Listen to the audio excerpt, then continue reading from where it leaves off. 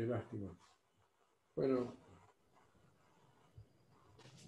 No, quería, esta cuestión del amor, si tendría que ver con, yo lo leía también desde la cuestión del afecto, un poco algo que presentó Zule una vez, toda la cuestión de los afectos que pasan por la cuestión del cuerpo también, cómo está como muy concernido el cuerpo a través del amor y lo que se llama afectos, en el sentido, no sé, o como lo plantea Deleuze o todo el grupo de Paul Preciado, ¿no? No sé. Sí. Como que confluyeran varias corrientes en esta manera innovadora de plantear la política.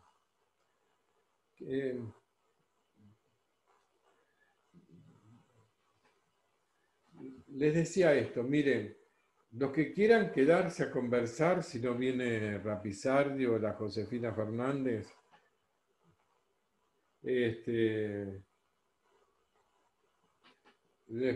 aviso, les digo, miren, con los que quieran nos quedamos a conversar no solo del texto de Rapisardi, sino también de la Luana Berkin. ¿Por qué tiene varios libros? ¿Por qué se volvió icónica? Un poco de eso. Les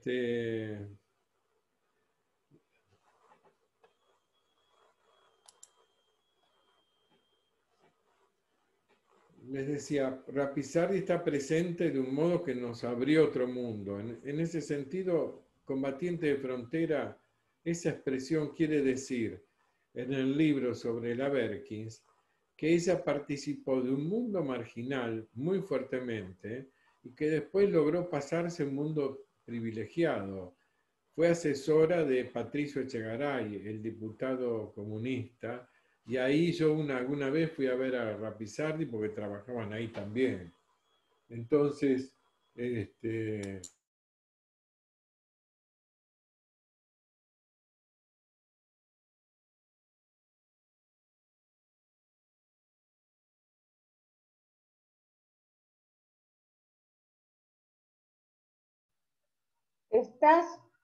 Estás muteado, Juan, no se te escucha. sí, les decía, la Berkis va contando en el libro cómo fue saliendo a los 13 años de Salta, de Orán, creo que era. Después llegó a Córdoba, se metió a trabajar en un cabaret a esa edad pequeñísima, y después se pasó a un cabaret de Buenos Aires, trabajando siempre en la prostitución. Y fue gracias a su militancia, insertándose en ambientes y relacionándose con gente que le hizo cambiar de vida, al punto tal de conseguirse algún empleo estatal, un sueldo, tener obra social, comer bien todos los días, darse una vida más privilegiada fuera de la crueldad y la brutalidad en la que vivía antes y en la que vivían muchas de sus compañeras. Entonces participó de esos dos mundos, un mundo de una altísima marginalidad y un mundo de militantes privilegiados, clase media, pasar de un ámbito de poca cultura a un ámbito de todos profesionales. Los grupos que prepararon las leyes, estaba Diana Mafía, bueno, un montón de abogados y filósofos. De frontera quiere decir, de algún modo, operó en los dos terrenos. No se pudo desprender nunca de los dos y vivió siempre con culpa pertenecer a los dos. Bueno, ¿qué más? Espérenme. Habría que darle importancia a ese despacho de Patricio Echegaray, Sí. que les abrió un lugar a Luana, Berkin, a otros. Ahí estaba Alberto durante un tiempo, por eso estuve yo ahí bastante. Marlene Bayer. Bueno, Marlene, que también hizo un camino parecido al de Luana, solo que después, ¿no? Marlene realmente hizo la otra vez yo le puse a recorrido un largo camino muchacha en Facebook, porque, bueno, hoy es una intelectual militante de su mundo, cuando nosotras la conocimos con su lema de otra manera hace muchos años. Ahora, yo creo que Patricio Echegaray, que también está muerto, más allá de su ideología, que cada uno puede pensar lo que quiere, es cierto que les abrió un espacio que los puso y las puso en otro lugar. Y fue Patricio, ¿eh? Bueno, Marlene, por ejemplo, bueno, en el coloquio la conocimos a Marlene, en este coloquio del 2003-2004, que fue sensacional, pero impresionante por la narración de la violencia en la que los grupos LTG vivían. Me acuerdo los trabas de Perú. Las trabas de Perú eran terribles, lo que vivieron por las dictaduras militares de Perú. Bueno, el mundo que se juntó ahí, lo primero que hizo sentir es el efecto sobre los cuerpos de la violencia en la que vivían. La década de los primeros años del 2000, me parece que arrojó una legislatura, unas leyes que creó un poco de distancia entre la brutalidad policial, por ejemplo, en los cuerpos. La impresión que me dejó el libro es que el tránsito que hizo Luana es un tránsito hacia un modo más suave, afectivo, de tratarse a sí misma, de tratar a los demás. Que es un tránsito al cuidado, al poder cuidar y ser cuidado, algo así.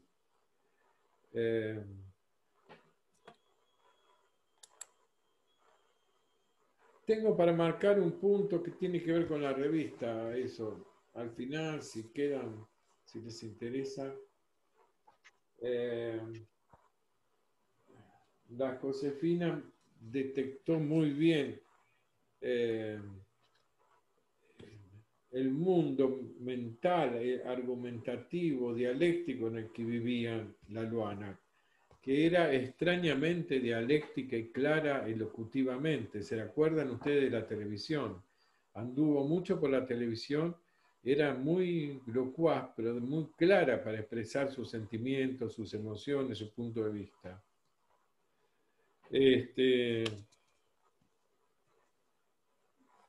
Me parece que lo que detectaron, lo que el libro recoge, no sé, anoté la página, que yo mismo había recogido como siendo una voz nítida.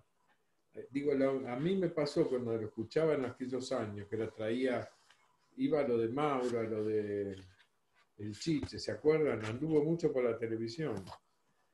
Era una voz nítida. Es en tanto voz, ella hace valer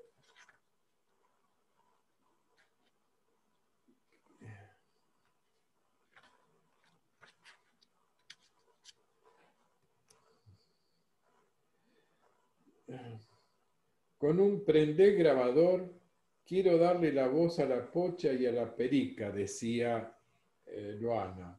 Quiero que se sepa de Catiluz y de la cacería policial. Quiero que aparezca mi agradecimiento a Patricio Echegaray por darme el primer trabajo y se conozca también nuestro mundo amoroso y que esté el feminismo que me abrió la cabeza. La voz de Luana saca del destierro al travestismo y construye un relato no solo del estar travesti en el mundo, sino también uno sobre las historias vitales de quienes tuvimos el privilegio de tenerla cerca. Saben, había hecho un texto, unos artículos sobre la recepción lacaniana del mundo trans. Y puse esta figurita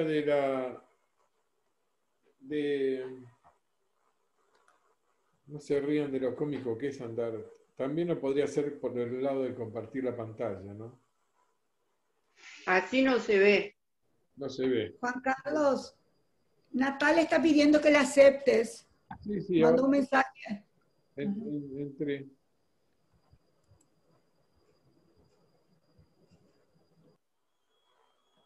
Bien, muchas cosas a la vez. Les decía,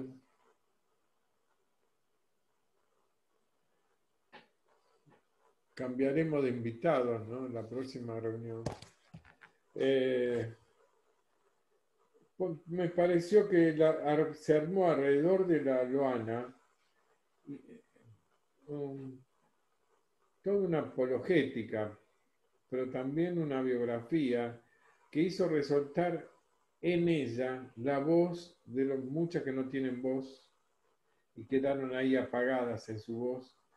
La Luana consiguió eso, tenía una extraña particularidad desde muy chiquita, recogió la Josefina de parte del hermano, que vino cuando se moría, ¿no? Ya. Una anécdota de punto de vista que sostuvo a ultranza la Luana es que lo relató en el coloquio Cuerpos Ineludibles. Ella le decía a sus compañeros que también le gustaban las mujeres. Sus compañeras travestis no lo podían entender.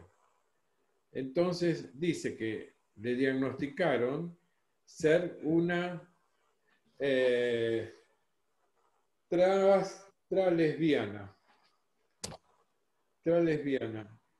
Recibió un mote nuevo, menos frecuente, pero lo que quiero decir es que tenía una relación dialéctica con cómo la veían sus compañeras, cómo la extrañeza en medio de sus propias compañeras porque no participaba de la línea de gusto general de las trabas. Eso me pareció que lo decía con ironía, pero mofándose de las clasificaciones aún de los colectivos travestis, mofándose como de la actitud de encasillar en las cosas identitarias que los grupos tienen. Lo más importante que yo hubiera querido escuchar de la Josefina o de Rapizardi es que ellos abrieron para el 2004 la puerta a los travestis para que se junten con los feminismos o con las feministas. La Josefina actuaba en un grupo que se llamó Ají de Pollo. Ese grupo organizó con la sección queer del Rojas el coloquio en cuestión. Lo importante es que hicieron una apertura que no era común en esa época. Admitir entre las mujeres a las travestis fue un triunfo, fue un acontecimiento local de suma importancia y permitió llegar al coloquio de un modo muy distinto. Ese es un hito.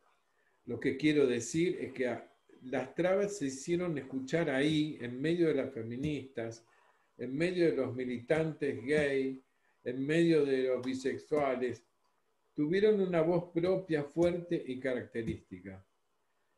En Buenos Aires me parece que pasó algo, que no sé si pasó exactamente lo mismo en París, pero rápidamente se aliaron, o en México, o en qué otro país, no estoy tan seguro. Rápidamente, en el 2000, se aliaron los militantes LGB con los universitarios, con un grupo de universitarios y con el sistema político. Y gracias a esa alianza y ese tejido denso que se creó, pudieron salir las 3 leyes rápidamente, porque de identidad de género a la final, que era para el 13 o 14, no me acuerdo. Leyes que en otros lados se podía discutir. Y no salió la del aborto, lo cual es todo un problema. Pero si salió, también es por la convergencia que hay entre ciertos grupos políticos, la militancia LGBT y una gran cantidad de intelectuales que elaboraron un perfil distinto, rompieron prejuicios y combatieron algo de la hegemonía del catolicismo acá, o de los evangelismos, no sé, de la religión.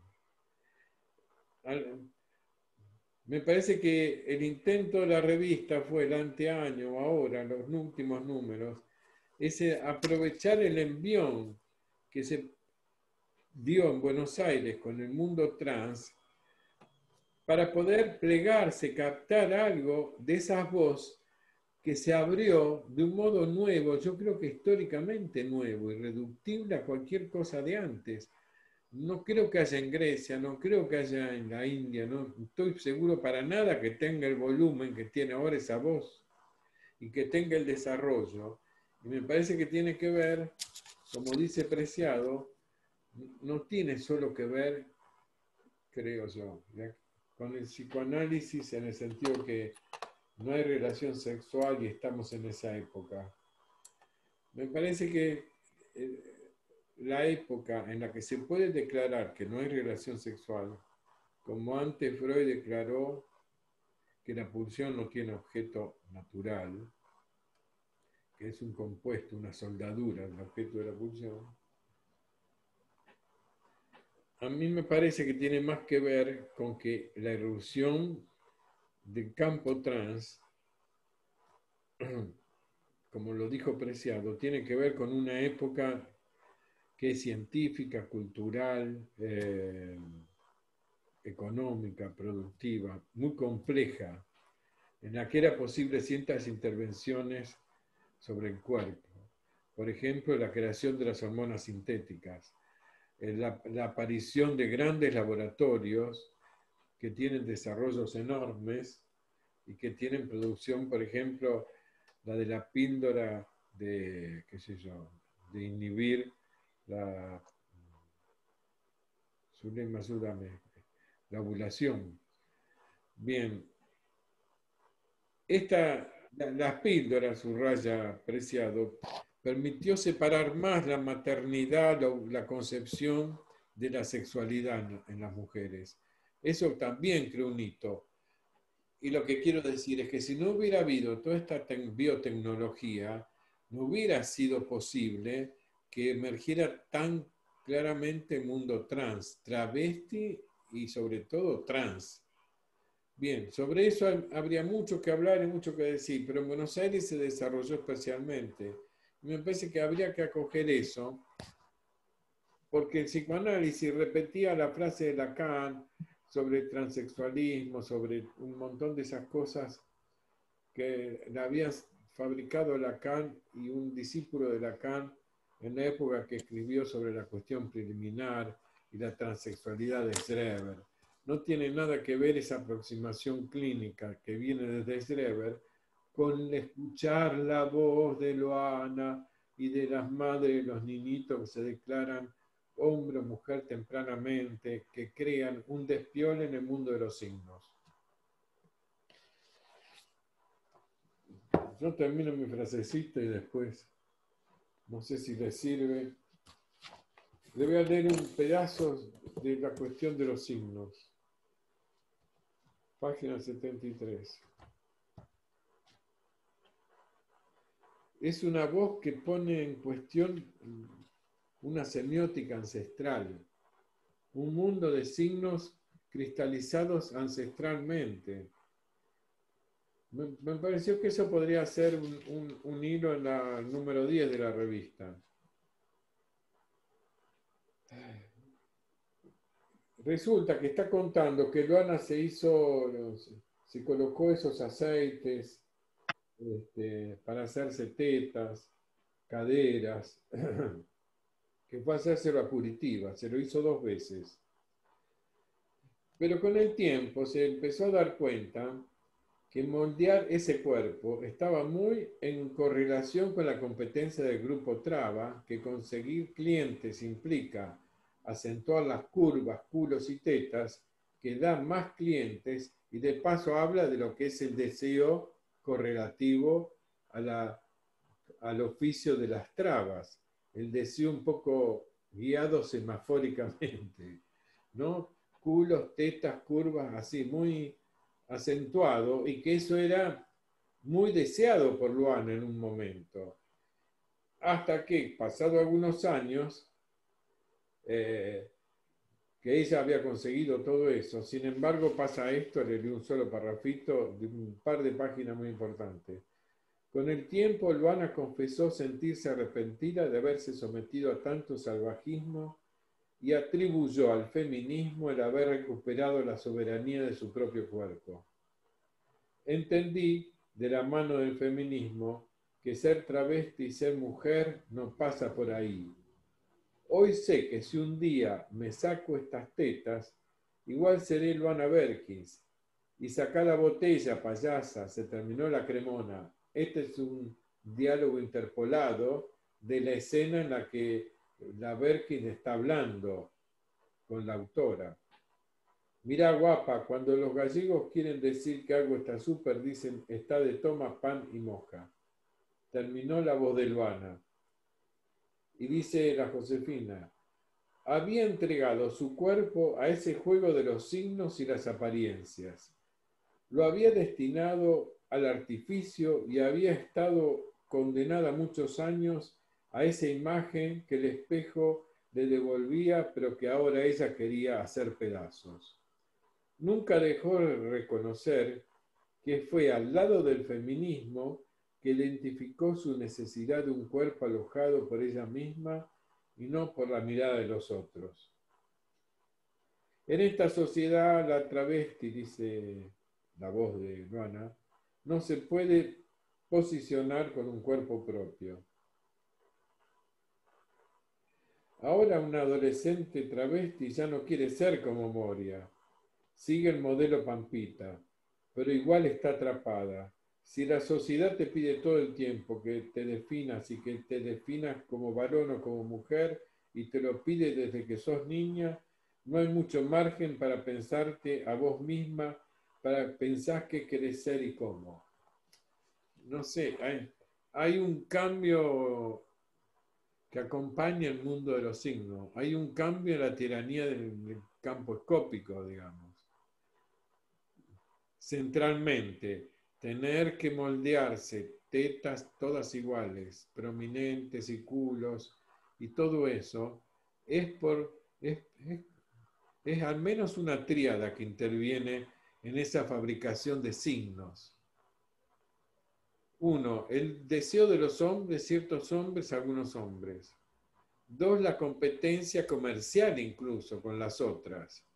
Pero además es la absorción de una estética, porque ella decía, se empezó a sentir más cómoda y tranquila y segura con todos los cambios que se hizo poniéndose las siliconas.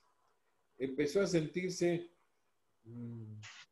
con un cuerpo menos o más dispuesto para el mercado, digámoslo así. Pero ahí no terminó. En el contacto, en el trabajo de la militancia con el feminismo, eso es lo importante, algo cambió de la relación a su cuerpo y también de qué signos dar, cómo manejarse en el mundo de los signos. Lo que quiero decir es, la voz de Luana hace escuchar el sentido de lo que ella daba a ver o ellos dan a ver y cómo eso fue cambiando y cómo fue el feminismo una influencia benigna, suavizante de la relación terrible al mundo en el sentido de tener que, ¿cómo puedo decir?, brutalmente atacar el cuerpo de cierta manera para poder laburar todos los días. Ya le digo, en virtud de enganchar un deseo así, momentáneo, y ese que imaginan y conocen, movilizado nada más que por la visualidad de la curva. No es entonces las relaciones amorosas con las amigas, incluso con las otras trabas, el cuidado mutuo, todo eso fue transformando el clima y la feminidad no fue ese mundo engañoso de los signos, dice la Josefina. La feminidad se transformó en un asunto un poco más sutil, aunque pensó que podía participar de esa feminidad. y dejar atrás esa otra versión más brutal de la feminidad. Bien, lo que decía es que el número de la revista me parece que había, me sonó a mí, podido llegar al nódulo de que el travesti trans no son, pero muchas otras cosas más, por supuesto, no llegaron a evidenciarse y organizar cambio en la ley de identidad de género, sin armar un gran lío en la semiótica, la del sexo. Y más que eso, hay algo del cuerpo interesado en esa semiótica, la corporalidad contemporánea como tal que está interesada. Y bla, bla, bla, bla, bla, bla. El libro es extraordinario porque recoge todo eso, esa voz. Escúchenme, es distinto. Llevar a una travesti a una presentación y ponerse a hablar sobre el travesti después que él habla y chantarle un diagnóstico, decir, este tipo está liquidado, no tiene más nada que hacer. Se quiere operar, ya está sonado. Otra cosa es el recogimiento amoroso que alguna gente logra armarle a estos trabas. Y bueno, no es por un análisis que han logrado conmocionar su relación al cuerpo. Fue por otras vías. Bueno. Juan, hay una cosa, ¿no? Yo he escuchado muchas veces la crítica a lo de Lacan. No sé qué hubiera dicho yo si hubiera estado ahí, pero no nos podemos olvidar que Lacan era un hombre de su época, entonces no le podemos pedir a Lacan o a Freud o a Marx que piensen como nosotros pensamos hoy. Vos dijiste una cuestión recién, la corporeidad contemporánea. Bueno, la cuestión de lo contemporáneo, de cómo cada época marca a cada uno de nosotros, por lo que sea, como nos va a marcar esta pandemia, o como ya nos está marcando, no le podemos pedir a un señor que había nacido en 1900 que piense lo que nosotros, que somos más o menos 1950, 1948, 1960, bueno, por suerte hay algunos más jóvenes, con esa lógica que, digo, me parece que, digo, yo creo que esa es una crítica que yo no podría suscribir. Puedo decir que no me gusta, pero no me puedo sumar a esa crítica porque es desconocer la época en la que Lacan transitaba, hizo su formación. Como digo, me parece que eso es algo que hay que tener en cuenta, porque si no estamos pidiéndole a Sarmiento que piense como, no sé, como Alberto, como Cristina, como quien te guste, no importa. Me parece que hombres y mujeres somos deudores de nuestras épocas y pensamos en esas líneas. Eso. Quería agregar algo en relación a esto. ¿Puedo, Juan Carlos? Alicia. Yo estoy absolutamente de acuerdo con Sandra, lo he dicho muchas veces, y siempre me acuerdo de algo que dice Philippe Soler de Lacan. Philippe Soler decía que Lacan era un intelectual de posguerra. Entonces no podemos pretender a un señor que era un intelectual de los 50, como dice Sandra, que piense como alguien del siglo XXI. Pero de todas formas, más allá de eso, yo estoy de acuerdo absolutamente, y siempre lo digo, de la misma manera que no estoy de acuerdo con las críticas a Freud de algunas feministas, pensándolo a Freud en esta época. Lo que hizo Freud fue revolucionario para los finales del siglo XIX, principio del XX, y no le podemos pedir que sea revolucionario en el XXI.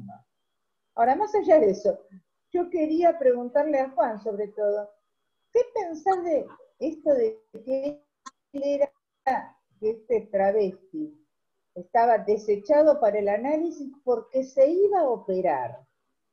Este asunto de la operación lo hace como no analizable. ¿Qué pensás de eso? No me animo a decir lo que pienso porque escuchando esta primera parte mejor, me parece que hay algo que no es solo la época, me parece que además Claro, es sí, una concepción donde cortarse el pene era, porque hay que leerla toda. Yo lo que me doy sí, cuenta es que la gente no es que leyó esa parte de Lacan. Porque si uno leyera, yo hice la prueba de leerlo en voz alta, si uno lee en voz alta todo lo que ahí se dice,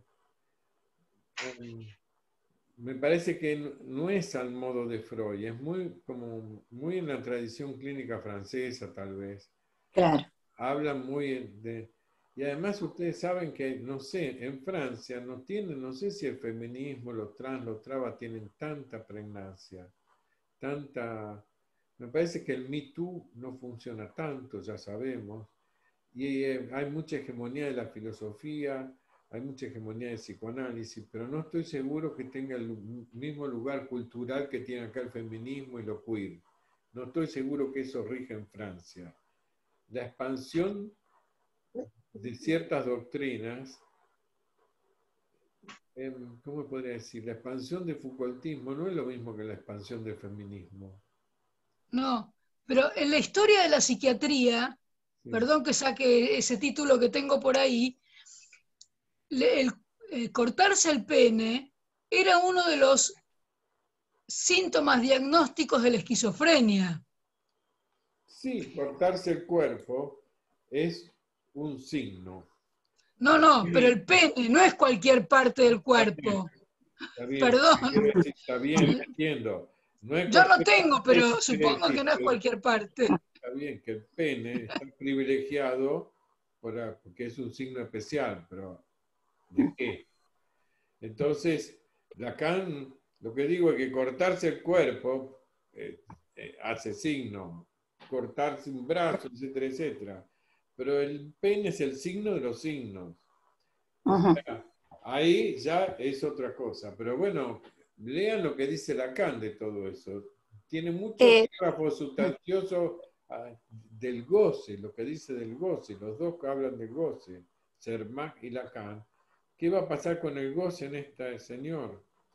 Bueno, bueno, Juan Carlos, quería intervenir en esto.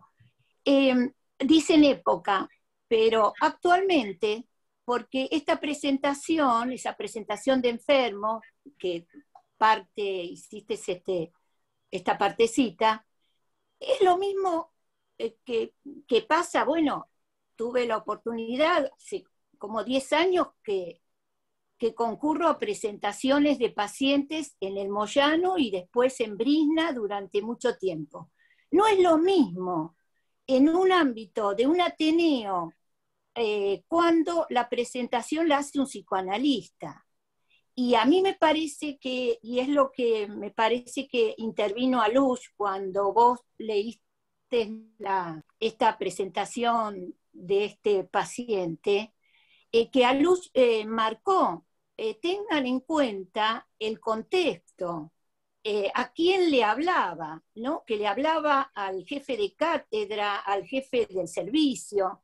Entonces, entiendo que lo de la época, pero también hoy mismo, tuve 10 años en el Moyano y con presentaciones de pacientes y después participé en Brisna. Y no es lo mismo las intervenciones, las preguntas que se le hace a un paciente, sea travesti, sea lo que sea ingeniero, sea mujer, sea... eh, los signos, si querés, hablando, son diferentes, la lectura es diferente.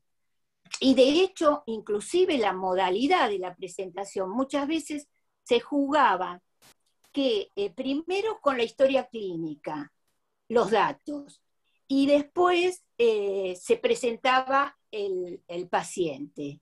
Después nos quedábamos comentando, y además eran pacientes que a veces la derivación venía por una duda diagnóstica o por otras circunstancias, y otras veces la modalidad era distinta. Escuchábamos primero al paciente y después se leía la historia clínica, y eso también da una lectura diferente. Entonces, digo, hay muchas variables, época y en qué contexto. Claro, leerlo así, bueno, esto quería comentar. Sí, yo te digo, hay maneras como de darle vuelta al asunto que termina, para mí, no termina de cortar nítidamente lo que tiene el fenómeno de novedad, de nuevo. Y los problemas que estas cosas nuevas traen.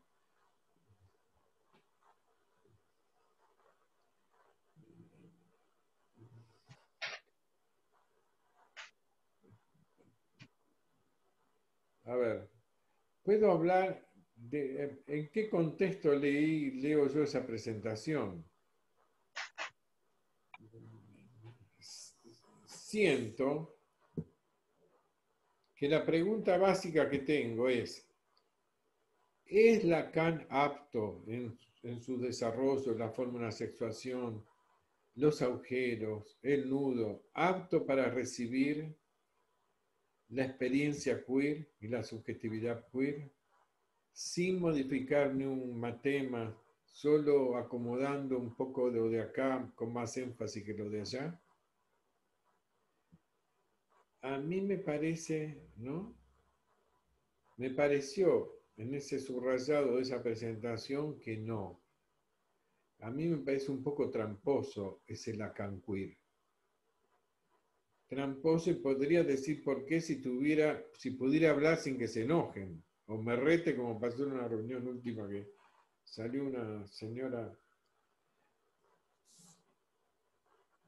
a decir que Lacan, perdón, que aluce como Lacan. Bueno, no, me parece que no, que lo está protegiendo a Lacan, ¿no? Sin modificar nada de Lacan, de psicoanálisis, de repente Lacan es queer. Si hubiera sido tan queer, ¿por qué en las primeras décadas del siglo la gente tenía de un lado a los homosexuales y del otro la normalidad, la analista? ¿Por qué no se integraban sin clandestinidad los homosexuales a los grupos analíticos? Para mí eso es absoluto, no hay retroceso, no hay discusión, se van al diablo, no tengo más ganas de escuchar, porque por décadas, hasta que acá se volvió más oficial y se atenuó la condena jurídico-moral que hay sobre los gay and lesbian, antes psicoanalista estaba del lado del otro lado, del lado con los canas y las jueces. O sea, tengo claro porque lo escuché, lo vi, y durante el periodo en que salieron las 3 leyes, los lacanianos estaban medio molestos por el punto de si adoptaban los homosexuales chicos, ¿no? Que es una preocupación, en cierto modo, atendible, cualquiera le puede pasar. Bien, lo que entonces está en cuestión es algo más de fondo para mí. De repente, Lacan, que avalaba una actitud antes de clandestinizar la homosexualidad, el lesbianismo, y no te digo nada que lo que le pasaba a los trans, de repente le da aval. No lo veo. La fórmula de sexuación, que antes dividía entre hombres, mujeres y si no perversión, de repente ahora algunos encontraron en la fórmula de sexuación, ya está Lacan queer. ¿Cómo hicieron? Sin modificar nada, mismo Lacan. O están salvando a Lacan para tener un cacho más de vida, darle un cacho más de vida al lacanismo en medio de esta interpelación que el feminismo y lo queer le hace al psicoanálisis. Porque las mismas cosas hasta hace 10 años significaban una, y además eso era una ética, una moral. Tendrían que haber escuchado ustedes a los analistas hablar de todo eso. Por suerte Hilda Suarma me contaba, sabe de eso, escuchó historias que eran los gays, los lesbianas, que eran gente, ¿no? no era integrable a la comunidad de los normales, los no sé qué. Bien, era un escalón menor de la subjetivación fálica, algo así. Bueno, entonces, eso me parece a mí. Me parece que hay que tener la honestidad intelectual de plantear bien si es con Lacan se puede acoger todos estos fenómenos nuevos, incluido el feminismo más duro. No sé, yo no lo veo tan claro. Es cierto que nuestro grupo se deja interpelar por todo eso, ¿eh? Y se dejó interpelar y se la banca. Pero también es cierto que no es tan claro que el psicoanálisis esté tan moldeado para acoger los planteos contemporáneos. No lo veo tan claro en Lacan. Es un debate, una discusión, pero veo zona de problemas. Y si algún día se puede armar un grupo tranquilo, podríamos señalar los problemas, pero primero hay que recorrer Lacan, conocer el último Lacan, entender algo de la sexuación, me parece. Por ejemplo, acá hay alguien, está Jorge Eduardo, estuvo haciendo, acá está Jorge Alonso, estuvo haciendo un trabajo de recorriendo algunos textos sobre el problema político de la diferencia sexual, ¿no? Es complicadísimo ese tema, porque estuve en el Ameguino hablando, me llamaron, y me encontré con gente de otras escuelas y, bien, me encuentro con otra manera de hacer Lacan. Y lo mío pasó así,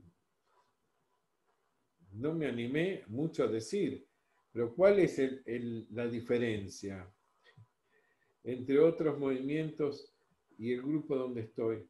Es que el otro movimiento dice, mire, el problema está en qué hacer con la diferencia sexual que plantean la fórmula de la sexuación. Porque la fórmula de la sexuación dicen a la vez, no hay relación sexual y hay diferencia sexual. Cuando Guy contó algo del libro de él, dijo, bueno, lo lamento, Lacan plantea, hay diferencia sexual. Eso genera todo un problema. La diferencia no es binaria para Lacan, porque todas las fórmulas dice que no hay dos sexos, está bien. Y entonces plantea de otro modo la relación de... Pero ahí también el problema de la diferencia es que no hay subjetivación, no hay subjetividad sin atravesar la diferencia. Y entonces hay todo un modo de cómo se entiende Lacan, cómo se entiende la sexuación y la diferencia sexual. No basta decir que la fórmula de la sexuación o que el nudo dice no hay relación sexual. Porque a la vez está planteado adentro que la fórmula de la sexuación son, ¿cómo diría? Yo lo llamo así, pero no sé si es cierto, la subjetivación de la diferencia. Y sin eso, ¿no? Al punto tal que falo sub cero, como es Schreber, produce no se puede ubicar ni como hombre ni como mujer. Por eso el parentesco del trans con Schreber. Si no se inscribe la diferencia, no entra el nombre del padre. Bueno, lo que pasa así. Pregunto. Gracias. Pregunto, no, en la fórmula de la sexuación, pero no hay relación sexual, no se puede escribir. No. Después habría el nudo que se podría escribir. Hay no relación. Bueno, no se puede escribir una relación. Es todo un aparato para decir para mostrar que no se puede escribir. Me pareció entender eso a mí. Sí, y en el nudo ahí está el agujero donde no hay relación.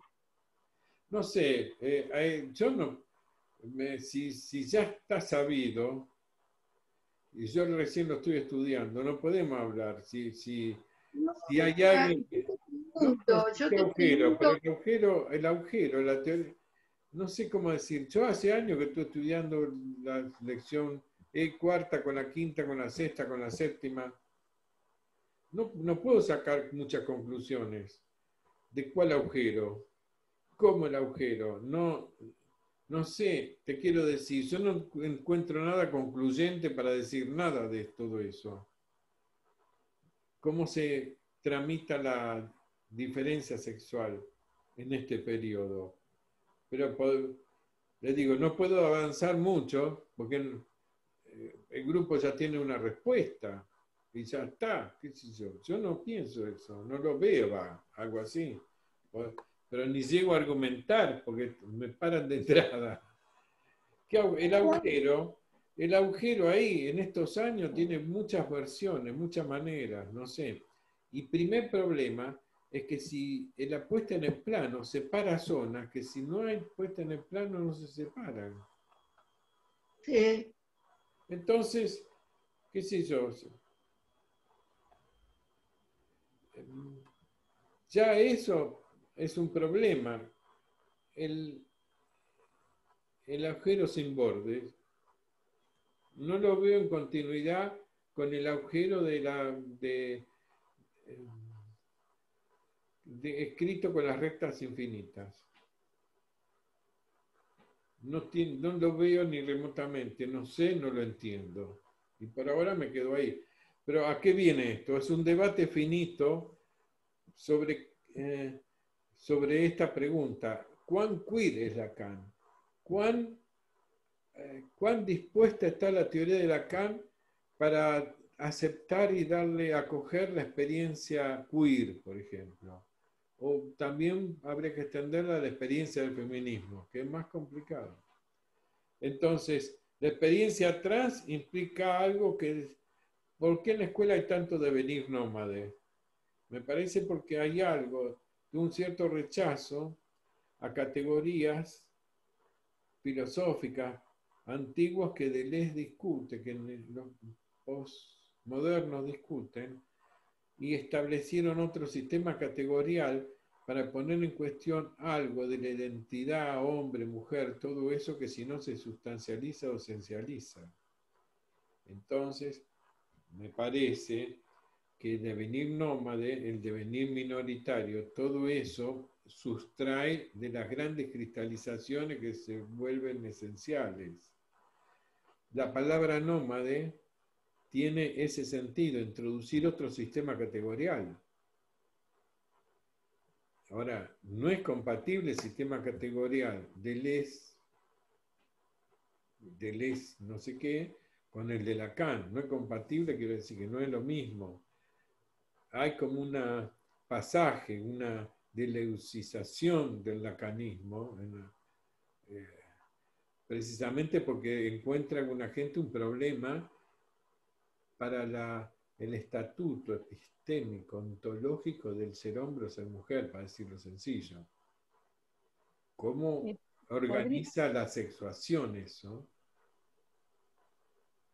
Sí, yo creo que todo esto van apareciendo montones de problemas y aparte hay saltos fenomenales en los razonamientos, porque por un lado se pasa de la lógica de la sexuación planteada por Lacan a los nudos. Son planteos que tratan de dar cuenta de determinadas cuestiones de la sexuación, pero acá en ningún momento apareció el deseo, el inconsciente, la transferencia. ¿Qué pasa con estas personas que se asumen de determinada manera en su sexualidad?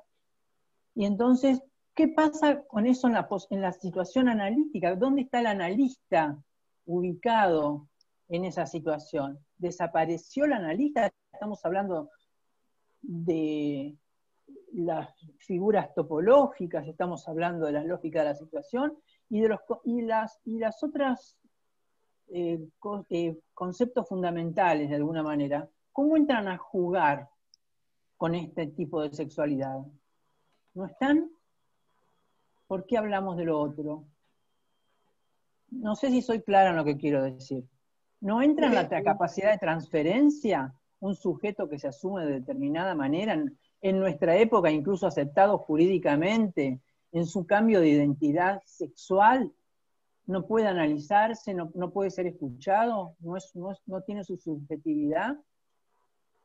Bueno, dije muchas cosas al mismo tiempo, porque bueno, esto es un espacio muy difícil quedó de claro, articular. quedó claro. Sí, yo de cualquier manera creo, está bien la pregunta de Hilda, pero creo que todos estos planteos van como que balizan el modo de recibir a alguien con su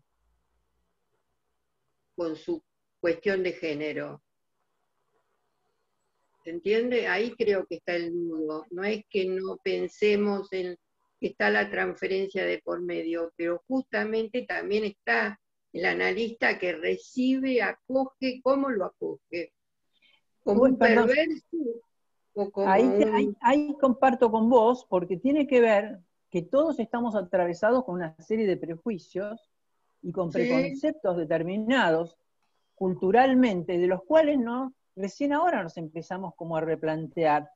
Por eso estamos limitados en la capacidad de escucha también, porque si ya pensamos, por ejemplo, de antemano, por ejemplo, hombre o mujer, y no hay alternativa posible más que esta cosa que culturalmente está aceptada, estamos atravesados sin darnos cuenta. El asunto es hacer visible eso que nos está atravesando.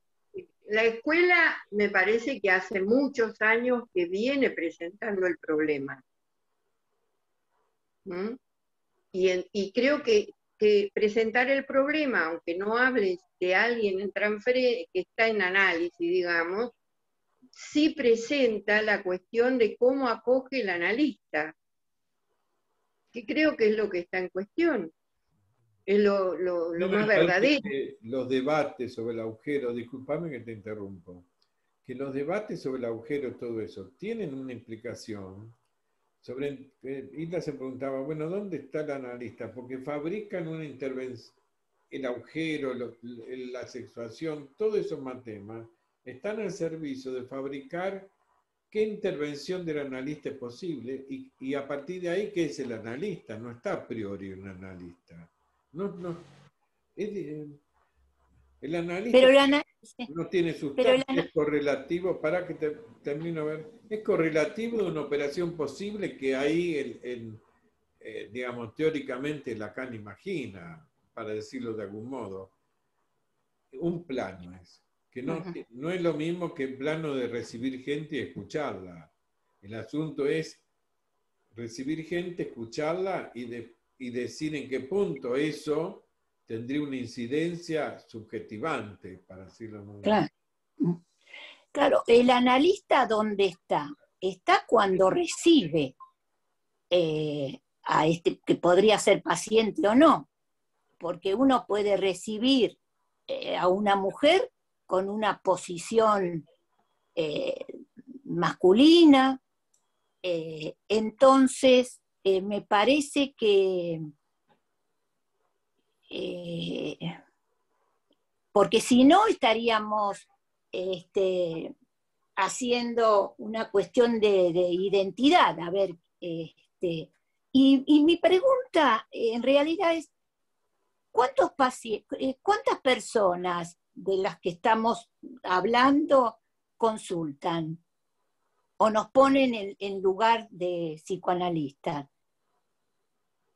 O muchas veces sucede que en el transcurso del análisis aparecen estas cuestiones. Sí. No sé la experiencia de ustedes, pero me parece que no hay mucho que consulten. No, me parece que a nivel de las consultas que ahora que hay, me parece que hay muchas. Ahora, ¿no? Sí. Nada que ver como hace unos años.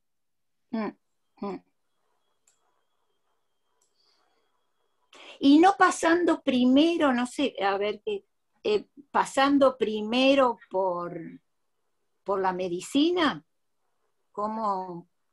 No sé, ¿por qué por la medicina?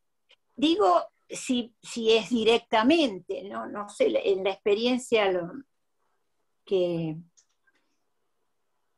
actual, esto que decís, Zulema. No, bueno, algunos vienen planteándose la pregunta de qué quieren ser, otros lo despliegan en el análisis y otros ya vienen operados. Hay de todo. No puedo precisar que sean, digamos, que vayan al médico primero, ¿no? A mí me parece también que hay algo de más, de ahí como he visto.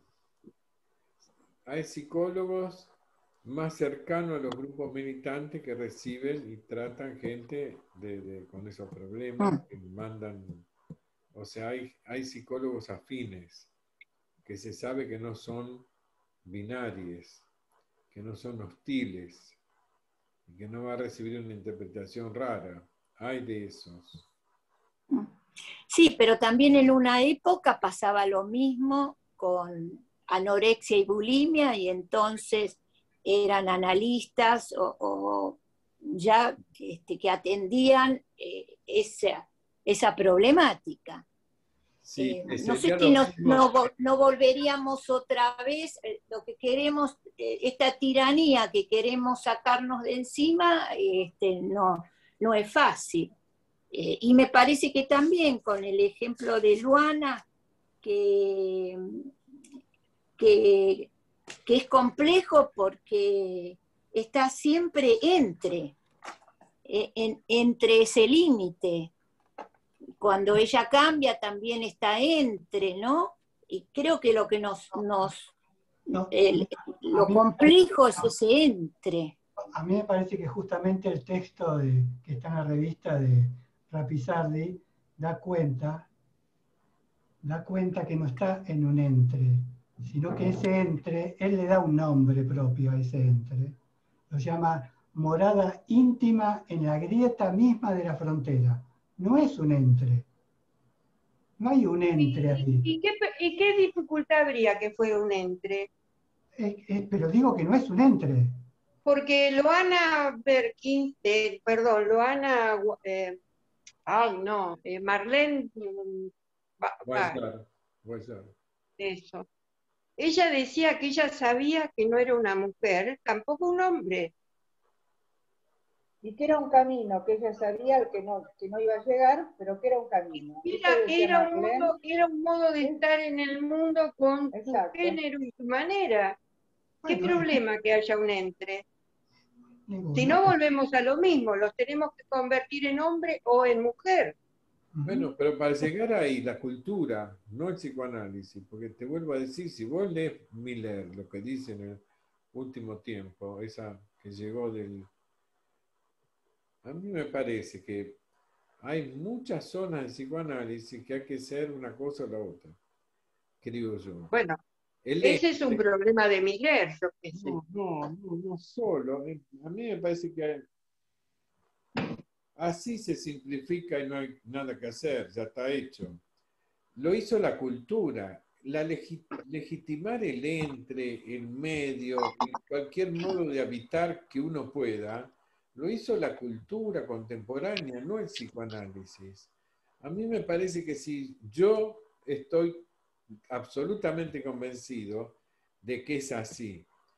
El psicoanálisis era heteronormativizante y Freud tenía una actitud más flexible. El lacanismo se volvió terrible. En los años 80 y 90 yo lo percibí, lo sentí, lo vi. Entonces, pero sigue siendo, Juan. Sigue siendo. Hilda, testigo. Algunos grupos ahora se fueron. En muchos lugares sigue siendo. Esto. Ya no es como en 2000, digo. Cuando yo decía que no se le puede pedir, y lo decía Sandra primero que yo, a Lacan que acogiera estas cosas, no estaba diciendo que el psicoanálisis lacaniano sí lo hacía. Lo que estaba diciendo era que justamente no podía hacerlo en el desarrollo de ese momento. No sé si se podrá y estamos en ese camino.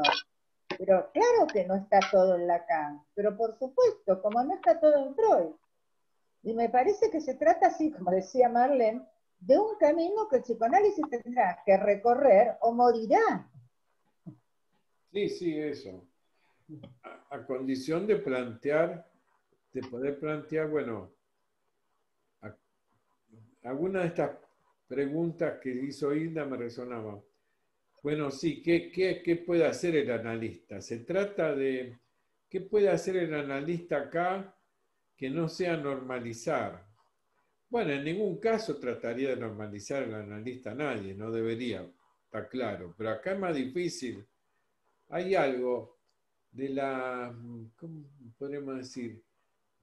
Leyendo el libro, del efecto de la marginación, de clase, de género, de todo tipo, de lo que vienen los grupos travestis, que me parece que es difícil no ubicarse para tratar de cuidar, curar, es difícil zafar de la llamada de esa derelicción que hay ahí. Es difícil distinguir el analista de un cuidador, de un ayudante, de un, no sé, de una nurse. Hay muchas figuras posibles que convocan esa inermidad, ¿no? Porque, por ejemplo, pierden escolaridad y es necesario que aprendan hasta escribir y se reinserten socialmente. Es un mundo de reeducación también, de resocialización. Bien, ¿cuál sería la función del analista que no fuera ninguna de todas esas? ¿Se entiende? Porque también está la religión que va, la asistencia social. Es tal el hueco que que llama a todos los que se abren al semejante, los que tienen por función abrirse al semejante. Bueno, no sé si les escandaliza esta visión, pero todavía es tímida. Por ahí no solo con los travestis pasa eso, digamos. Exactamente, eso a mí me parece que justamente ese es el punto que pone en cuestión ahí, por lo menos el texto de la reseña que hace Rapizardi, ¿no? La cuestión de lo que él llama la abyección de la discriminación, el marcaje, el exterminio. Me parece que entrar por ese tema, que me parece que son los temas álgidos, ¿no? Y la ubicación de, como se decía recién, un analista respecto de esos temas. ¿Por qué consultaría si no es en función de estos temas? ¿Por qué consultaría si no está ubicado en eso mismo que vuelvo a repetir? Morada íntima en la grieta misma de la frontera. ¿Consultaría por eso o consultaría desde ahí? Esa me parece que es la diferencia. Bueno, hay quienes consultan por eso y quienes consultan desde ahí, porque ya están ubicados ahí, y otros consultan, tocan la puerta del analista con su dolor y con sus síntomas como cualquiera. El problema es si el analista tiene un prejuicio y ya los recibe con un diagnóstico previo. Si no, se trata nada más que de escuchar a estos como a otros. A mí lo que más me espanta de esa presentación clínica de Lacan, más que lo que dice teóricamente, es que le niegue la escucha, que un analista niegue la escucha. Eso es lo que más me preocupa. Por lo menos así lo pienso yo, no sé. Sí, a mí también eso, porque se escucha, si el analista tiene que poder escuchar eso y todo lo que le llegue, en el sentido de que no, ¿cuál es el impedimento? Que no tendría una... Caso omiso participa de la misma lógica de la abyección de la discriminación, el marcaje y el exterminio. ¿No? Es complicado eso, sí. A mí con el tiempo me parece que el análisis transporta con respecto a una especie de ontología segregativa en esos puntos. Aunque no se sepa, ¿no? Digo inmediatamente,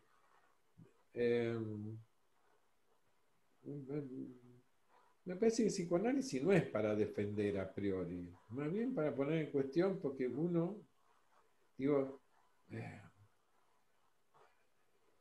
el psicoanálisis tiene que poder escuchar, flexionarse, doblarse hasta que se someta a los planteos de la subjetivación que pretende escuchar, si no, no es la imposición de una teoría, al revés. Claro, y además, una cosa que yo estaba pensando mientras ustedes estaban hablando, no es casualidad que no aparezcan, por ejemplo, en tremendos autores como Freud y como Lacan, referencias, por ejemplo, a escritoras como Virginia Woolf o Simone de Beauvoir. ¿Por qué no están? Si son de la época, y seguro que las leyeron. No puedo pensar que no las han leído. Entonces, donde el tema de la ubicación de la mujer en la cultura, el tema de la sexualidad, el tema de la bisexualidad, era recontraconocido, pero no es tomado por estos autores, porque como bien decía la otra, bien decía, no me acuerdo quién, si Graciela, no me acuerdo quién, son sujetos de la época, de una época prejuiciosa, donde no pueden hacer jugar en su propio pensamiento y desarrollo de producción de pensamiento, estos autores que están, no es que son nuevos, estaban. ¿Qué se hizo con ellas? Por ejemplo, es un ejemplo, hay muchísimos más, ¿no? A mí me llama mucho la atención, uno lee a Virginia Woolf y descubre un mundo, aunque uno lo lea un poco grande también, ¿no? Descubre un mundo. Simone de Beauvoir, uno vuelve a leer a Simone de Beauvoir y dice, ¿pero qué pasó que no la tomó Lacan a Simone de Beauvoir? Freud lo puedo entender, porque es de 40 en adelante, pero Lacan, ¿por qué no la tomó a Simone de Beauvoir? Cuando está el tema de la sexualidad recontra desarrollado, aunque pueda ser complejizado, aunque no acuerde, ni siquiera la discute, a eso me refiero, ni siquiera la discute. Yo creo que ahí Ay, perdón, Inda. No, ya está. Yo sabés que creo que también tienen que ver con la contemporaneidad, y creo que esas cosas son importantes. Yo cuando lo leo a Lacan siempre pienso en qué momento está, a quién le habla y a quién le está hablando y con quién se está peleando, a quién le está discutiendo. Y la competencia y el problema que tenía Lacan con Sartre era muy importante. Entonces no la iba a nombrar a Simone, porque tenía el problema con Sartre en ese momento. Y esas cosas en la época jugaban, como juegan hoy entre los analistas. No todos los intelectuales de esa época se llevaban bien y muchos estaban en una competencia feroz. Entonces, eso también entra en los discursos que están atravesando una época, como diría Foucault.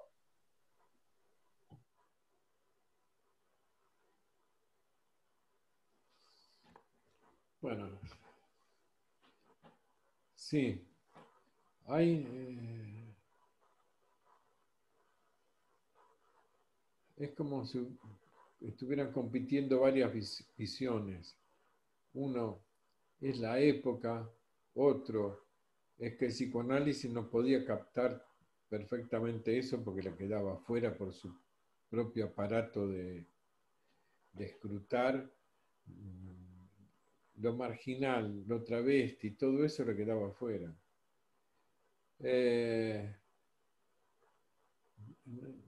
No sé, a mí me da la sensación de que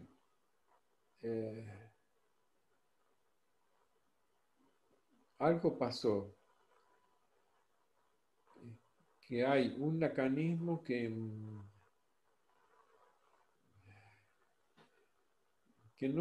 se puso en continuidad con Lacan. Entonces decimos, Lacan es de su época, pero nosotros seguimos viviendo en la época de Lacan, porque con lo instrumental de Lacan pretendemos enfrentar los problemas de esta época. Hay algo de esa incongruencia, que si Lacan es fiel a su época, ¿nosotros dónde estamos? ¿A qué? ¿Y por qué? Bueno, estamos hablando de los movimientos feministas, gay and lesbian, no estamos igual que Lacan. No sé, yo pues cada vez que hablo, en donde sea, te vuelvo a decir, en la facultad, hablé en el Ameguino Y hace casi una semana, el sábado pasado, en la École Lacanienne de Psicanálisis. Dije dos cosas. Una, y sería interesante ver todo el problema del debate de un tema, tenía que ver con cuán capaz sería el instrumental lacaniano de acoger la experiencia queer, supónganse. No sé, en algunas personas produjo una reacción, me retaron. Porque ¿cómo estás a discutir algo que no sé qué es? Que, bueno, no importa, una escena que me hizo acordar a la escena que había tenido en la facultad, donde un lacaniano decía, Hugo, hay que estudiar bien la fórmula de la sexuación. Le decía algo de la clínica, de la presentación, le recité por quinta vez a alguien la crítica de Hinke a la presentación, que era muy aguda y sobre todo Foucaultiana y bien hecha. Y sin embargo, nada, pasan por encima de cualquier cuestión y vos decís, ¿qué es eso? Lacaniano, ser lacaniano en este momento así, es como una fe boba. Lacan ya resolvió, no hay más nada que resolver, ya está ahí, y a lo sumo habría que leerlo, a lo sumo, tampoco. Entonces, ¿qué es eso? Siempre hay, no sé cómo decirlo, hemos recibido una conmoción en los últimos años del feminismo, de los queer, todo eso por suerte. Pero todavía no terminamos de poder poder responder, me parece. Por lo que significa el lugar de la mujer, el problema de la identidad sexuada, hombre-mujer, todo eso. No viene ahora el caso volver a repasar los problemas. ¿Qué Cosa, pasa? Juan, Sí. ¿puedo decir algo? Vos dijiste, estamos a la altura de responder. ¿Es que hay que responder? Elaborar algo me parece que sí, sí. Yo me siento interpelado y tengo que responder, pero eso es personal. No Pero sé. es responder, eso se, pienso nada más, es un interrogante, No no, sé, yo sí me creo que sonó, ¿no? sí. Creo Juan, que sí. Yo ¿la podés, Juan, un minuto, ¿la podés que vuelva a entrar Silvia Vázquez, que tuvo que se la... Gracias. no veo la No, pero ya estoy, ¿eh? Ya estoy. Ya entré. Ya entré. Perdón. No.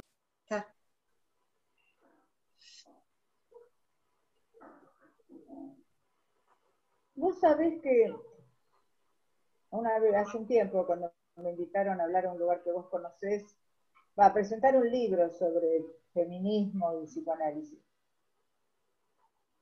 Yo decía una cosa que vale para cualquier política y que tiene que ver con lo que hace el conservadurismo. ¿No? El conservadurismo que cree que conserva y cuida, en realidad avejenta, destruye, aja, y yo creo que los conservadores del psicoanálisis, lacanianos, esos que creen que están defendiendo al psicoanálisis, bueno, Alush decía, con amigos así no necesito enemigos, en un artículo donde habla de esto.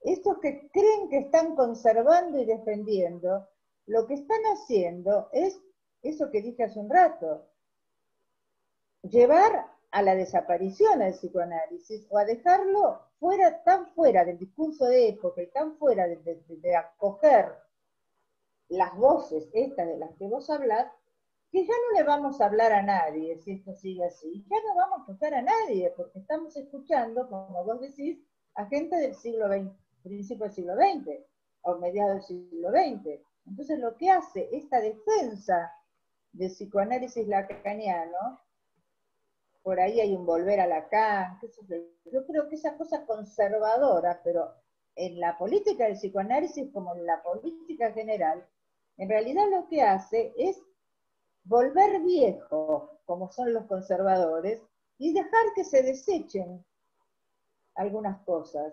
En lugar de, es una defensa que hace lo contrario de lo que espera, ¿no? o de lo que pretende. ¿Quién más?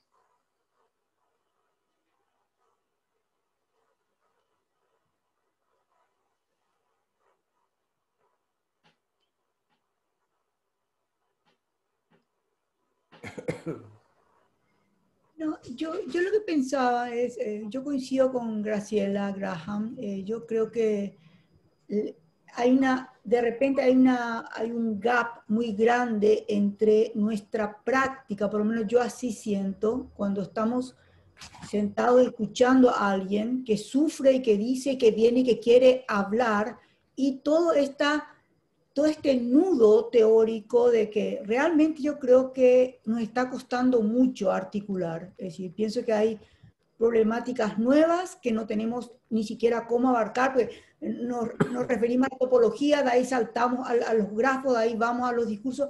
Es decir, efectivamente, yo personalmente encuentro una de las salidas, un poco lo que decía Hilda hace un rato, es recurrir a gente que escribió, Virginia Woolf habla, bueno, es decir, sí, por ejemplo, o sea,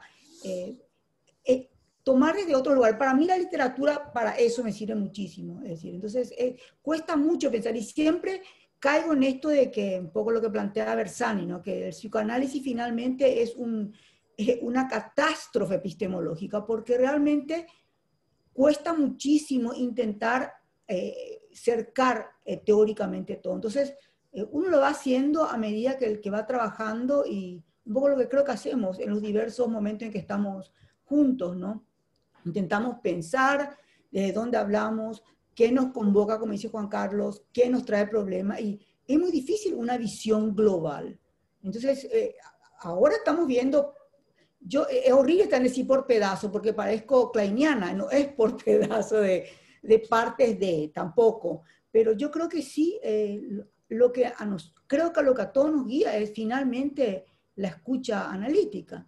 Entonces, cuando Lacan le dice a este paciente, pobrecito amigo, ¿cómo era que le decía? Porque se iba a cortar el pito, optaba por cortarse el pene, bueno, era una forma de escuchar algo que seguramente tenía eso de sus registros. No, ni pretendo justificar a Lacan, ni mucho menos, pero creo que la escucha, a mí por lo menos lo que me guía es la escucha, desde la clínica, no le veo otra manera de poder pensar globalmente, porque ahí estaríamos, como dice Sayac Valencia, glotaritariamente, meteríamos todo en un general que estamos rechazando, en un universal general aristotélico, qué sé yo, no sé, o sea, estamos intentando ir y coincido que falta mucho en este momento. Si nos quedamos con Lacan, solo morimos, efectivamente, porque Lacan habló hasta que se murió, y después... No sé. Sí, ¿se escucha? Porque no me andaba bien el micrófono, ¿se oye? Sí. No, pensaba que también en relación a esto que decía Maru, es que el término de Butler, ¿no? De hacer la palabra inteligibilidad, que me parece que es como muy power, en el sentido de que la escucha uno tiende a pensarla como algo de un valor absoluto, y en la medida en que en todos estos años se nos fueron haciendo más inteligibles todo lo que tiene que ver con lo LGTB, etcétera, entre otras cosas, es verdad que se modifica la escucha, es rarísimo, ¿no? Esa interactuación entre aquello que se va haciendo más inteligible y lo que uno hubiera pensado que hay una formación que te deja en un lugar de algo absoluto, ¿no? Y después, no sé, un comentario que quería hacer hacia el pasar es que, bueno, yo no leí el La Berkins, pero vi que está en mucha circulación y lo leí, el de Camila Sosa Villalba, no sé. Y nada, Villada, que es hermoso el libro, la verdad es que es súper, es como toda la historia de Las Malas, sí, no me salía el título. Después está El Camino Inútil también. Y Antes, nada, en y realidad. cómo todo el relato de una travesti es súper especial, no sé si lo leyeron, a mí por lo menos me resultó, bueno, no sé, me da ganas de leer el de la Berkins, es el de Camila Sosa Villada, es muy poética ella en la manera de escribir, y transita, y hace más inteligible un montón de cosas, por eso lo traía, ¿no? En relación a la vida travesti, ¿no? De este pasaje que señalaba antes Juan, de de algo, de un valor de mercado a otra cosa, ¿no? A otros lugares, otros lugares donde la persona se reconoce. No sé, me acordaba bastante durante lo que Juan iba hablando de esa novela tan linda. Sí, sí, Yo diría resonaba. que está lo inteligible y también está, primero me parece, la visibilidad. Porque el relato ¿cómo se llama?, de Villada, y el de Berkins, y también Villada tiene otra novela que se llama El Camino Inútil, creo que se llama así. Anterior. Sí, anterior, es primero, sí, tiene como 4 o 5 Ahora años. poemas. Ahora poemas. Sí. Acaba de ganar un premio. Me parece que esa literatura permite entrar en ese mundo y lo hace visible. Y lo mismo cuando con Graciela hablábamos con Marlene, ¿no? Que esos relatos, digamos, te hacen entrar y hacen visible un mundo que hasta ese momento estaba totalmente invisibilizado, ¿no? Y a partir de allí vienen las interrogantes y el tratar de entender algo y el tratar de que esto no alcanza o esto no explica, o no sé. Me parece que está la cuestión de la visibilidad.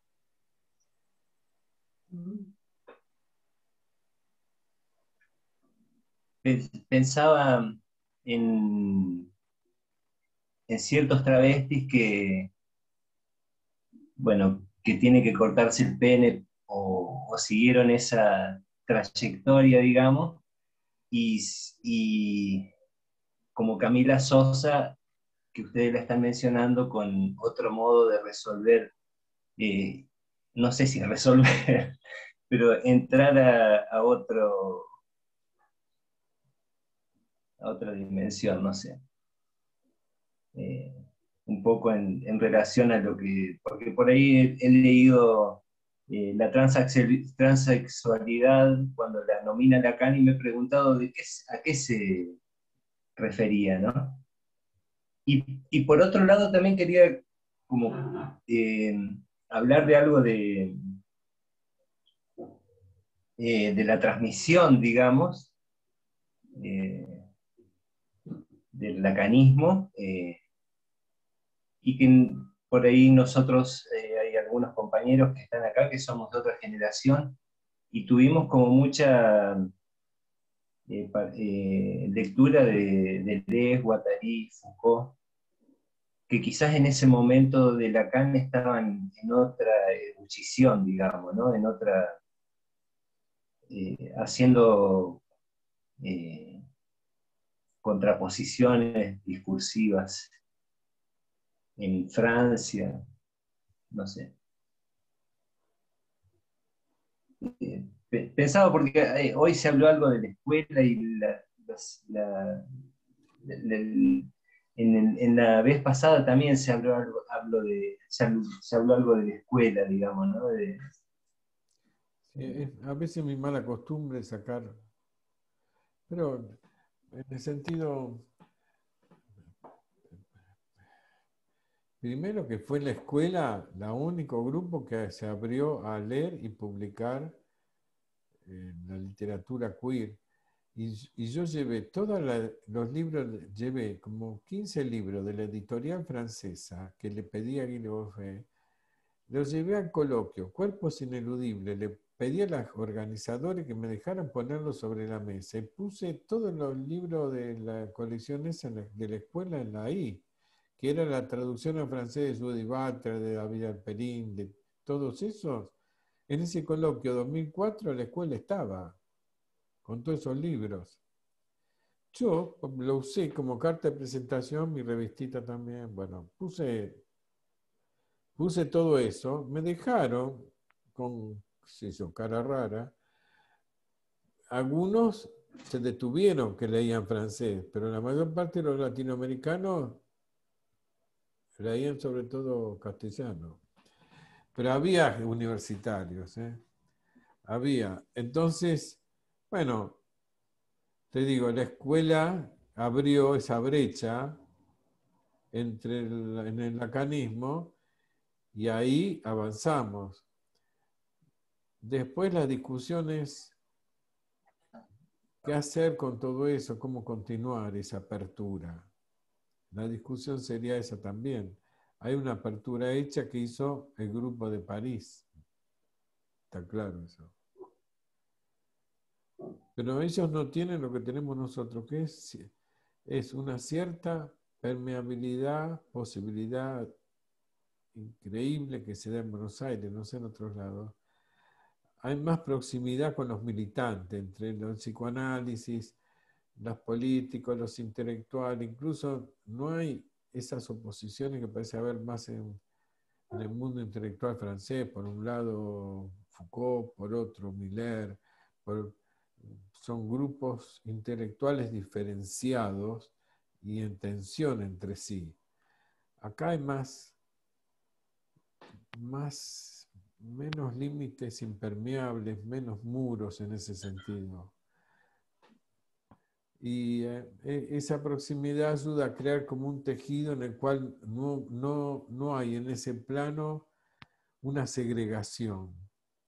Me parece que como es tan terrible el problema de la segregación social, económica y vital en la que viven los grupos, que nadie se anima mucho a segregar a otros por cuestiones teóricas. Nos aguantamos a pesar de las diferentes posiciones teóricas o caminos teóricos. Los poscoloniales se reúnen con los decoloniales, aunque en el fondo son dos vertientes tensionadas. Y los lacanianos con los queer, que son dos versiones medias tensionadas. Me parece que acá hay más tránsito de un espacio a otro, más permeabilidad. No estoy seguro que en otros lugares sí. Pero no sé la experiencia de ustedes. No sé.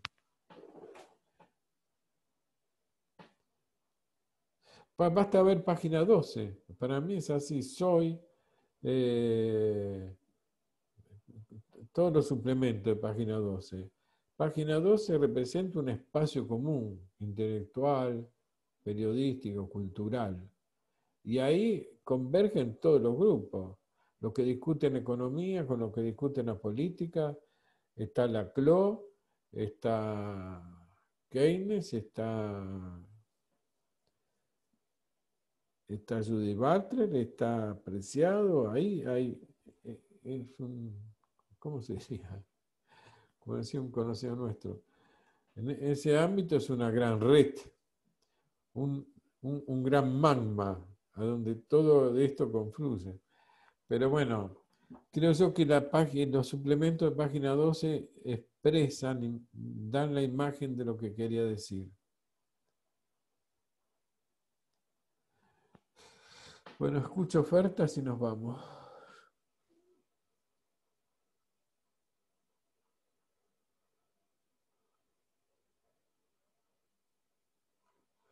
Jesús, ¿querés decir algo? ¿Ves qué diferencia hay en México, te parece? ¿Me escuchás, Jesús? Sí, sí, te escucho, Juan Carlos. Desafortunadamente hace un momento tuve que ausentarme un buen rato, entonces estoy como desconectado y pues parto de lo último que escuché ahorita en este momento, de cómo se da al interior de nuestra escuela en México, por ejemplo, la presencia de los estudios de los Gay and Lesbian Studies, ¿no? Que indudablemente eso fue introducido en nuestra escuela por Alush. Creo que a partir del texto, no sé si fue el primero, pero fue uno de los primeros, el texto que apareció en la revista Litoral en su época cordobesa para introducir el sexo del amo, ¿no? Hace un replanteamiento importantísimo de la cuestión de la binaridad, ¿no? Y eso me parece que abre la puerta también por principio a Foucault, estudiar y leer a Foucault en México, y después ya en un tercer momento es cuando de lleno entran los estudios gay and lesbian, ¿no? Pero aquí en México, ahorita que te estaba escuchando de cómo hay esta relación con este suplemento cultural, de diferentes grupos que se concentran ahí. Yo creo que en México hay una dispersión, no creo que haya, me parece, un acercamiento con grupos militantes queer. Me parece que hay una gran desconfianza hacia el psicoanálisis.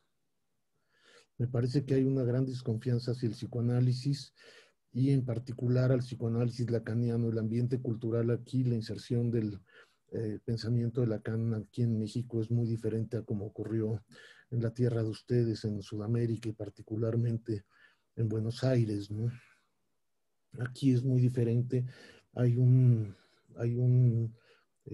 recelo, una desconfianza del medio intelectual en general hacia el psicoanálisis, cosa que ha ido disminuyendo muy de a poco, porque antes era un rechazo total, ¿no?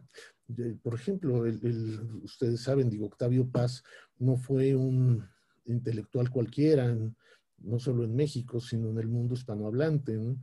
Y fundó una revista importantísima que se llamó Vuelta, que dirigió desde el principio, desde el número 1 hasta su muerte.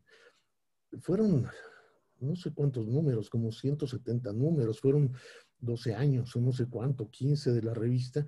Está mencionado el psicoanálisis 3 veces. 3 veces. Y con un desplante hacia Lacan impresionante. Hay una carta publicada de Octavio Paz a Tomás Segovia, que como ustedes saben fue el traductor de los escritos. Tomás Segovia era uno de los miembros del Olimpo de Octavio Paz.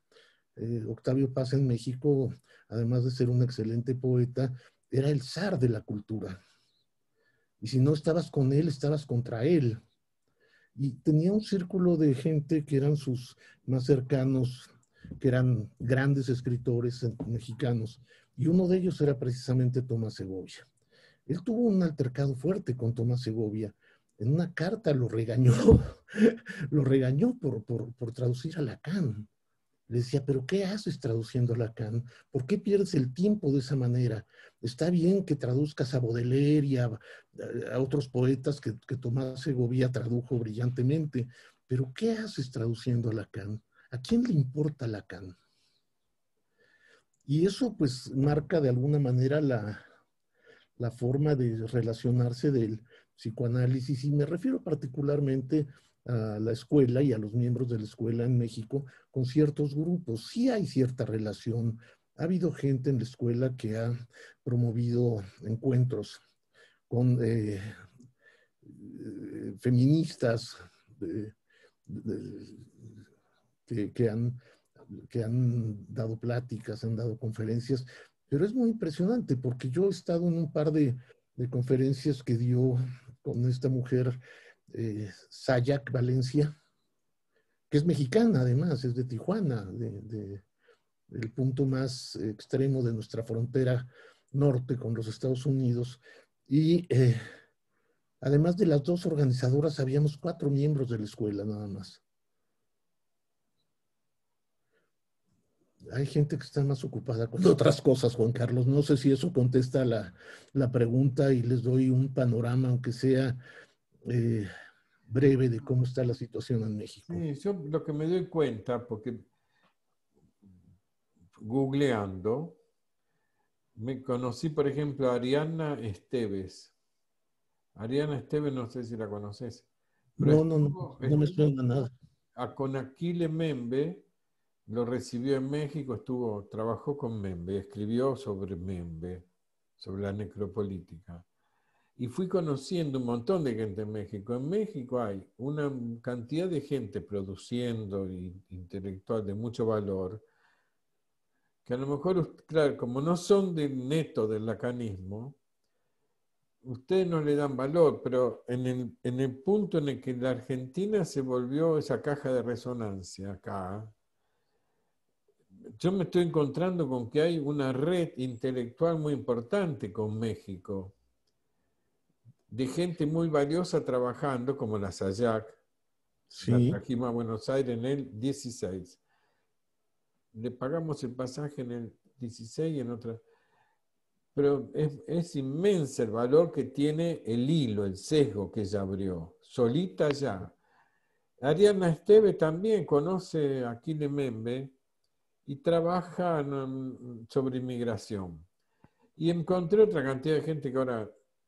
Y yo digo, la historia mexicana, la cultura, en cuanto pueda en el taller me voy a dedicar a los primeros años de la colonización en México. Tiene unos debates posibles en México, tan interesantes, pero a lo mejor, claro, todavía el lacanismo está más dividido del medio, no sé, todavía no se juntó bastante con la historia mexicana, con la lengua, con qué sé yo, porque tiene una tradición intelectual que es fuertísima y nítida. Yo digo miércoles, las cosas que se pueden hacer ahí, porque hay gente que...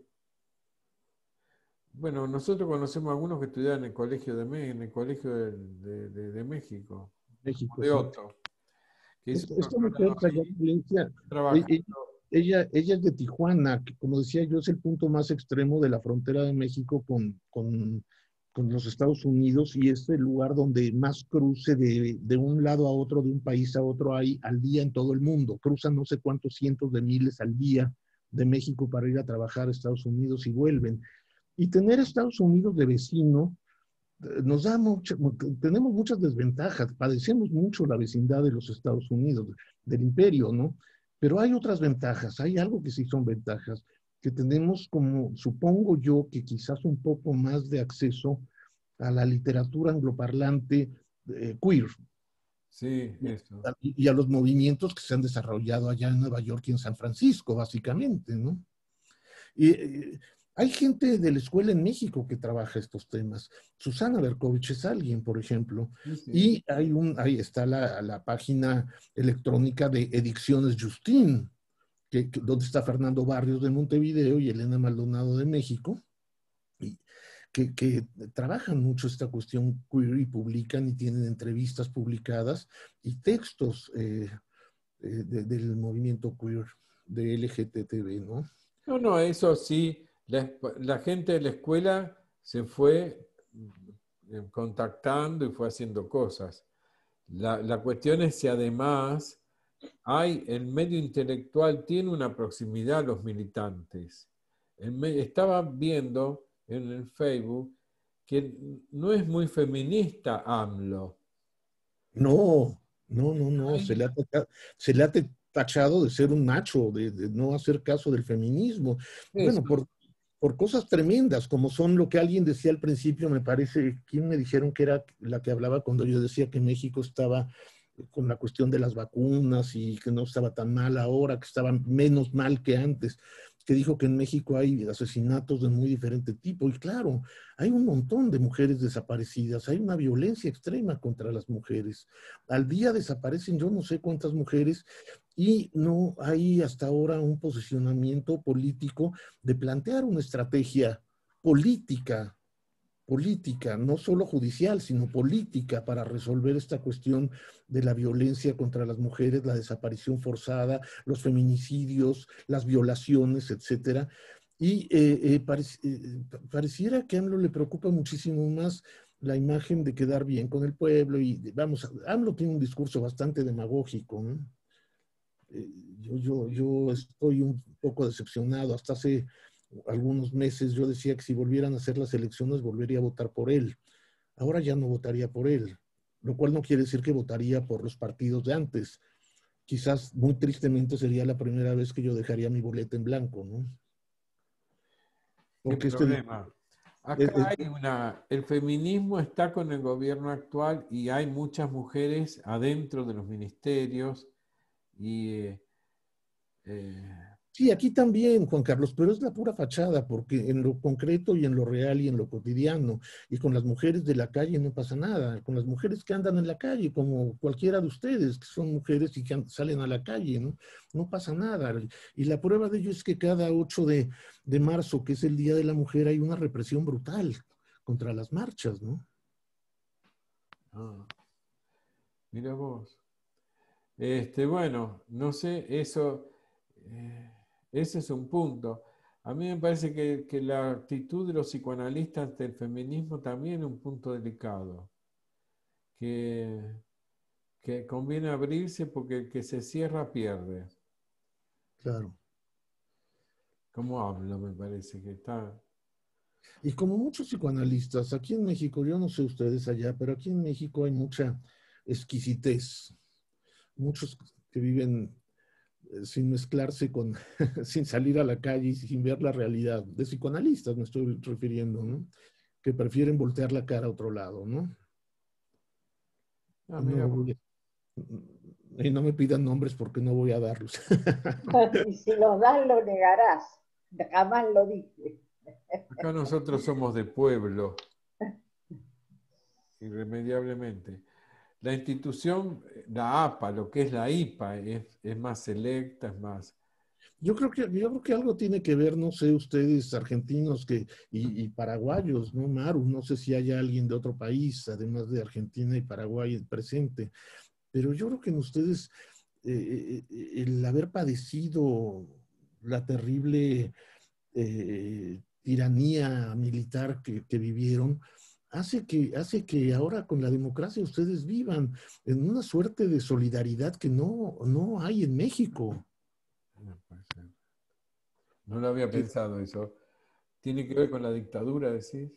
Sí, claro, que la dictadura, la persecución, los desaparecidos, los muertos, una vez que acaba esto y están en democracia, se crea un lazo, yo creo, de solidaridad grande entre la gente. Perdón, yo me tengo que retirar, pero se abrieron tantas cuestiones y este tema de la política es tremendamente álgido. Acá no hay solidaridad. Como supuestamente se puede hacer creer afuera. ¿De qué solidaridad estamos hablando? Cuando tenemos un aumento de la pobreza casi al 50%. ¿De qué estamos hablando? ¿Repartir pobreza? No hay solidaridad. Pero es muy complejo el tema, y ya pasamos la dictadura desde el año 83 que no tenemos dictadura, y tenemos 40 años que no hemos podido salir adelante, como corresponde. Perdón, yo lo digo así brutalmente, porque sé que con 12 minutitos mucho no puedo decir, pero acá se hablan de muchas cosas, pero el tema político en Argentina es álgido, y más aún ahora. Más aún ahora con el robo de vacunas que hubo, con la gran discrecionalidad que hubo y con la no compra de vacunas. Es un tema que a mí me tiene, te habrán sentido por la voz, no es un tema simple, ojo, no hay que confundirse afuera con lo que pasa acá en Argentina. No es una democracia republicana la que tenemos, es una democracia populista, que es otra cosa. Está bien. Discúlpame, es mi posición, Está bien, y bueno, como estamos abiertos a la discusión, yo lo tengo que decir, porque no me voy a callar la boca. Está bien. Yo ya me dije que en donde yo participe, ahora, de ahora en adelante, a esta altura de mi vida, yo voy a decir lo que pienso, respetuosamente, pero no me voy a callar lo que pienso, no voy a ocultar lo que pienso. Bueno. Perdón, eso es todo. Muy bien. En México decía Silda que ustedes tienen 40 años de haber salido de la dictadura y no hay esa solidaridad, y que la pobreza ha aumentado no sé cuánto, ¿no? Nosotros tenemos más de 100 años. Y bueno. 80 y tantos estuvo el partido en el poder, el PRI en el poder, y luego vino el cambio y la transición con 2 sexenios de un partido de derecha y ahora AMLO, que es de izquierda, y la cosa no cambia gran cosa, ¿no? No cambia gran cosa. ¿Qué tendremos que hacer para que cambie? Lo que Vargas Llosa habló de la situación política en México como que es la dictadura perfecta. No es una dictadura militar, pero es una dictadura demagógica, la dictadura de la demagogia y de la mentira, ¿no? Y bueno, y acá la dictadura del populismo. También. O sea, disculpe, también, digamos, es bastante... No fuimos de psicoanálisis, pero no importa. No todos pensamos lo mismo. No, me imagino que no. Mejor que no pensemos lo mismo. Por eso, hay quienes piensan eso y quienes pensamos otra cosa. No, totalmente de acuerdo, pero yo no me voy a ocultar lo que pienso.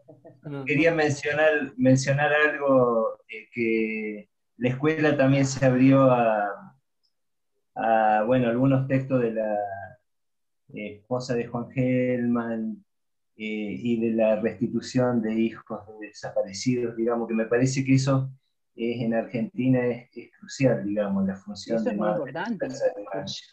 Pero por supuesto que sí. Y ahí abre un campo muy, muy amplio en relación a la afiliación, ¿no? Sí. Que nosotros en el psicoanálisis no tuvimos que ver con eso, escuchar, Sí. acompañar. Sí, por supuesto. Esa es una gran parte que se están recuperando derechos humanos con el encuentro de los desaparecidos, por supuesto que sí. Claro. El problema es lo que está pasando con la justicia, que largamos a los políticos corruptos, los largamos a la calle, están los condenados sin terminar de ser procesados, o ya están condenados y los liberan. O sea, no nos tenemos que enganchar solamente con lo que pasó en la época de la dictadura, ¿eh? Acá Sí. pasaron un montón de otras cosas que son tremendamente complejas. Sí, pero tampoco generalizar, porque si no, hacemos una generalización, Hilda, o decimos, ¿no? Hilda. Que me parece Totalmente, que... totalmente. Hilda, quizás usé mal la palabra, quizás más que solidaridad, tendría que haber dicho hay una conciencia social más grande que la que hay en México. ¿Acá en Argentina? No sé. ¿No? No sé si se puede comparar, si vale la pena una discusión de cuánto más o cuánto menos. No sé si se puede comparar. Creo que lo que estamos soportando de decisiones políticas implica que hay poca conciencia social, porque hay decisiones políticas que se están tomando que están trayendo un perjuicio terrible a la población en general, desde los niños hasta los adultos, más la oportunidad que se perdieron en Argentina, en la actualidad como últimas decisiones políticas, de no comprar adecuadamente y no poner públicamente qué pasó con la compra de vacunas que no se hizo y que se estaba por cumplir, se estaba por realizar. Eso es lo último que en Argentina perjudicó terriblemente a la gente, porque evidentemente la pandemia está desatada, es terrible cómo está evolucionando, que es nuestra cotidianeidad, digamos. Estamos ahora empezando un momento de restricción absoluta en nuestras condiciones de vida por medidas necesarias para contener el desarrollo de la pandemia. Pero nosotros nos olvidamos de los antecedentes. Desde mitad del año pasado se estaba en trámites con Pfizer, y acá hubo una experiencia donde se participó en el hospital militar con 6.000 personas que participaron de la experiencia de fase 3 de Pfizer. Y nunca se aclaró por qué no se terminó de resolver la compra con Pfizer. Nunca se aclaró. Siempre se ocultaron los motivos por los cuales no se concretó. Y bueno, por eso estamos como estamos. Si nosotros hubiéramos tenido Pfizer desde en el verano, no estaríamos como estamos ahora. O sea, que acá hay decisiones políticas que no hablan de solidaridad. Es un populismo macabro el que tenemos. Perdonen, yo estoy un poco excesiva en esto. Disculpen. No es tan común hacer el ámbito psicoanalítico debate político, disculpen. no es tan común. Pero antes de que por las dudas de que se caliente el ambiente, les digo gracias. Bueno. Y sigamos la próxima vez, la que viene es una feminista colombiana. ¿Pero qué fecha? Entramos de casualidad, que es una persona muy interesante, que escribió un libro al que vamos a dedicar alrededor de ese libro vamos a seguir estudiando en el año, porque vertebra una cantidad de lecturas muy interesantes. Se llama Mónica, me olvidé, Mónica Jurado, no, Mónica... Erazo Jurado. Erazo, Mónica Erazo. Mónica Erazo escribió un libro sobre un autor francés que se llama Astruc, que escribió sobre The Morbis Venereis, que es la enfermedad venérea. Escribió un par de tratados. Y esa es una lectura muy interesante, pero una lectura feminista de Colombia, o sea que es interseccional. Es muy buena. Y Colombia tiene un conjunto de intelectuales también muy buenos. A mí me gusta mucho un tipo que se llama Castro Gómez, que es uno de los filósofos políticos más importantes que tiene Latinoamérica, y que tiene unos libros, conoce Foucault como nadie, escribió 2 libros o 3 muy importantes sobre Foucault, y además tiene una evolución personal discutiendo ideas. Estudió en Alemania, hizo un doctorado en Friburgo, no sé dónde. El tipo tiene una formación alemana, muy buena, pero es uno de los fundadores también del movimiento decolonial. Es uno de los primeros, con Dussel, con Mignolo, y la escuela debería leer un par de libros de este hombre. Porque hablar de sujeto, subjetivación, subjetividad, sin conocer el debate que ellos hacen, que es de calidad, que el lacanismo latinoamericano no tiene, es inconveniente. A mí me parece que conviene pasar por ahí. Bien. Decime, Juan, pero no ¿la reunión cuándo es? ¿El 30? ¿Eh? El 30 es la reunión, no el próximo viernes, sino el 30. No, el otro. ¿El 23? Creo que no tengo ni idea. ¿Cuándo es? Porque en el aviso figuraba el 30. ¿El 30 es? Bueno, el 30. En el aviso figura el 30, sí. De 15 días. En el aviso figura el 30. De 15 días, sí. Ahí está. Bueno. Bien. Bueno. Un saludo. Gracias. Buenas noches. Buenas noches a todos. Adiós, adiós. Noches.